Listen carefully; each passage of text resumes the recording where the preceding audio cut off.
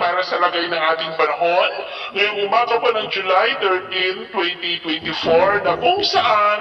sa ngayon ay patuloy pa rin ang pag-iral ng easterly sa silangan po ng Luzon at Visayas habang ang habagat ay lumalakas na po ang bugso nito lalo na po dyan sa may Palawan, Western Visayas, Sulu Archipelago at Zamboanga Peninsula. Habang ang LPA naman ating minomonitor na nasa may South China Sea po ay posibleng maging bagyo yan between 12 to 48 hours. Ayon ngayon sa datos ng GMA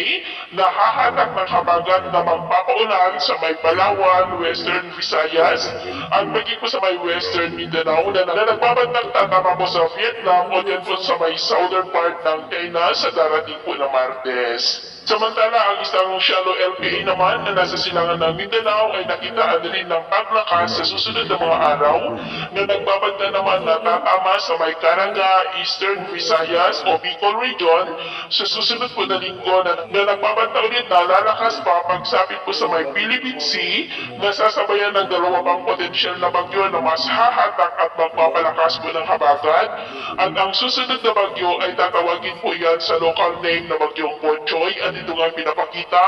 ng forecast model natin ginagamit hanggang po sa susunod na 2 linggo ay may mga namamataan na posibleng mga bagyo na magkakasunod na mabuo sa karagatan sa paligid po ng ating bansa. At sa lagay ng ating panahon, ngayong madaling araw ay may mga isolated rain sa malaking bahagi ng Calabarzon, Mimaropa, Bicol Region, Metro Manila, ilang bahagi ng Central Luzon, Western Visayas, Central at Eastern Visayas, at may malalakas na ulan sa may Zamboanga Peninsula, Maguindanao, Sultan Kudarat, Lanao Provinces, Sarangani at dyan po sa may Mati. At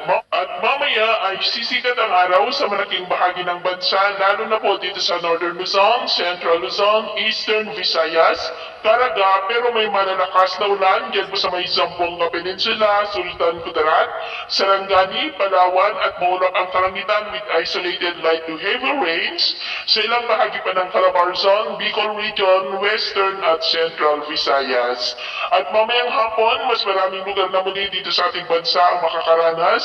ng maulap na kalangitan with isolated light to heavy rains, kaya mag-ingat po tayo sa posibleng banta pa rin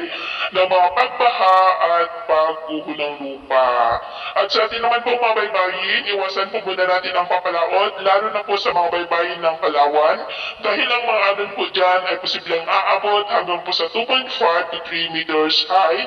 Kaiwasan po muna natin ang papalaot dyan po sa mga may kulay pula para mas makaiwas sa mga sakunang